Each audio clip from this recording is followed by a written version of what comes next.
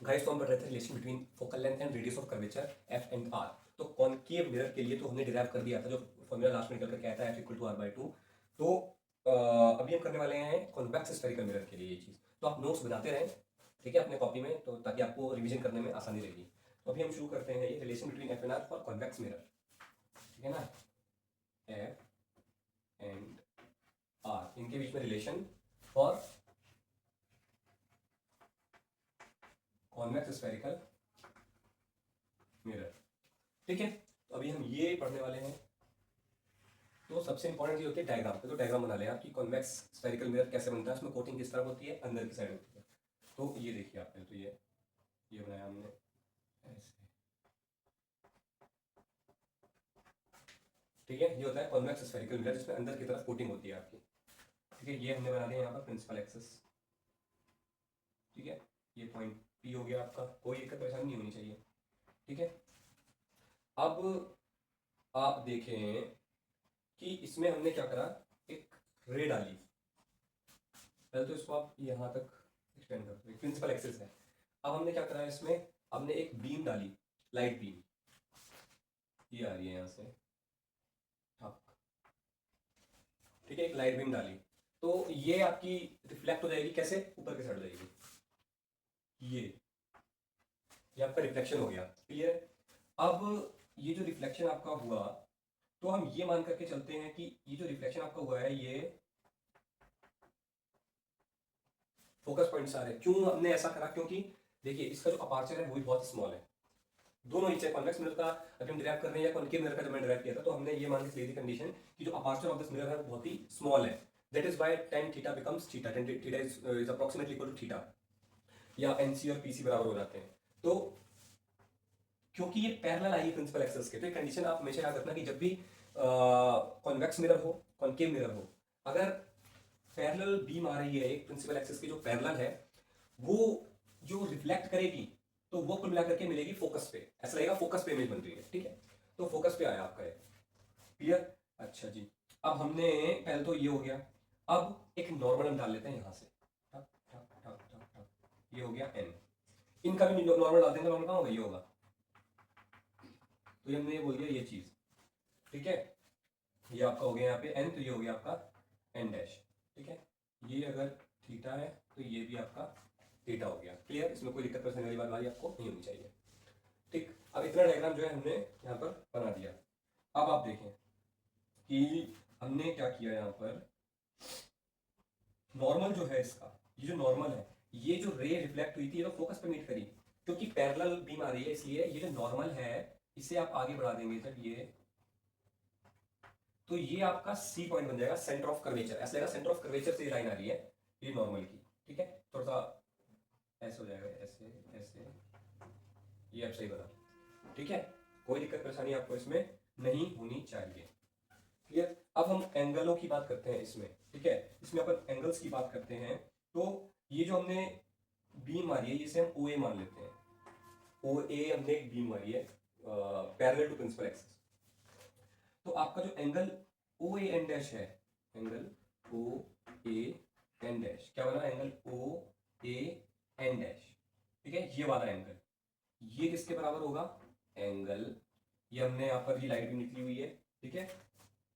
तो इसको हमने क्यू मान रखा है, ठीक है। इसको हमने क्यू मान रखा है, reflected ray.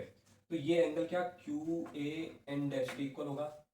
Incident angle of incidence equal to angle of reflection, इसमें कोई दिक्कत परेशानी आपको नहीं होनी चाहिए। तो ये दोनों इक्वल है, कितने, लेट्स से थीटा है, ठीक है। तो हमने लिख दिया इक्वल्स टू थीटा, क्लियर। अब जो है बाय डेफिनेशन अगर हम बात करें, तो जो आपका पी एफ है वो फोकल लेंथ है, क्लियर। जो पी एफ है आपका, पी एफ ये फोकल लेंथ हो जाएगी, और पी सी जो है आपकी, इधर हम बात करते हैं इसमें पी सी, ये रेडियस ऑफ कर्वेचर होता है, ये आप जानते ही हैं, ठीक है। पोल से सेंटर ऑफ कर्वेचर तक की दूरी रेडियस ऑफ कर्वेचर आर कहलाती है, जो लेंथ होती है पूरी। और पी एफ जो है आपका पोल से फोकस तक की दूरी आपकी फोकल लेंथ कहलाती है, इसे हम स्मॉल एफ से डिनोट करते हैं, क्लियर हुआ इतना। अच्छा जी, अब एंगल पी सी ए को आप देखें, देखें एंगल पी सी ए, ठीक है। ये किसके बराबर होगा, इस वाले एंगल की बात हो रही है, ये वाला एंगल जो है, ये angle P C A equals to angle O A N dash.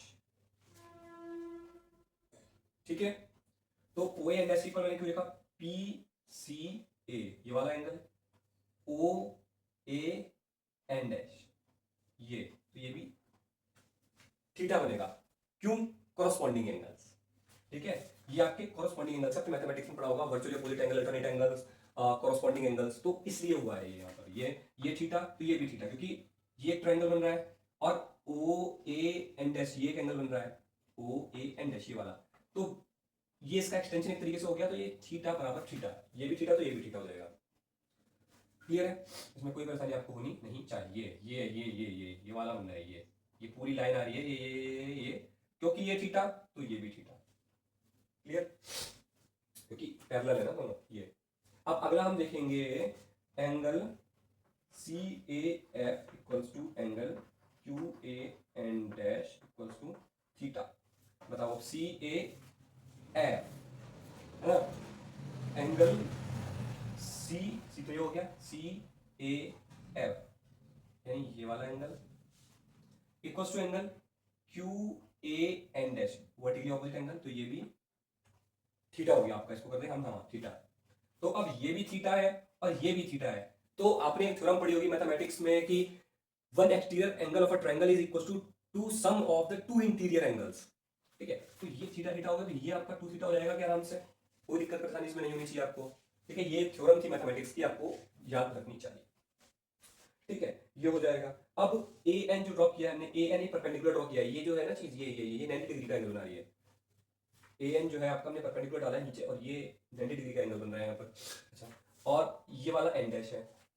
ठीक है, तो इतना एंगल, इतना यहाँ तक तो आपको समझ में आया होगा, इसमें कोई दिक्कत परेशानी अगर हो रही है तो कमेंट सेक्शन में कमेंट डाल देना, तो वो मैं क्लियर कर दूंगा कमेंट्स में ही। तो अभी जो है इतना तो हुआ। अब ए एन जो है ये परपेंडिकुलर है पीसी के, ऑब्वियसली बात है, दिख ही रहा है तो हमको। ठीक है, तो अब right triangle C N A, तो हम राइट ट्रायंगल लेते हैं सी एन ए। कैसे, देखो ये जो राइट ट्रायंगल बन रहा है आपका सी एन ए, ये वाला बात हो रही है अभी, ये जिसमें जो है आपका ये वाला एंगल सी एन ए हो रहा है ना, सी एन ए, जिसमें आपका ये वाला एंगल इसका नहीं, ये तो एक एफ ए एन है, एफ ए एन है, ये वाला नहीं, सी ए एन में देख रहे हैं हम। ठीक है, तो इसमें आप टेन थीटा लगाएंगे, ये वाला, तो इसमें क्योंकि राइट एंगल ट्रायंगल बन रहा है, ऐसा ऐसा ऐसा, ये थीटा है, तो फिर हम एंगल देख रहे हैं सी आपका एन और ए। ठीक है,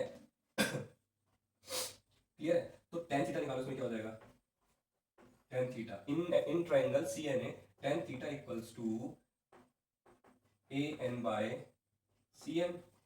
क्लियर है, और सी एन को हम क्या लिख सकते हैं, सी एन को लिख सकते हैं C P, C N is approximately equal to C P, because the aperture of this convex mirror is very small, that is why tan theta is approximately equal to theta, or tan 2 theta is approximately equal to theta, and आपका cn is approximately equal to cp, because n और p के बीच में दूरी negligible है, क्योंकि ये particle इसका small है, तो cn को हम cp से रिप्लेस कर देंगे और tan थीटा को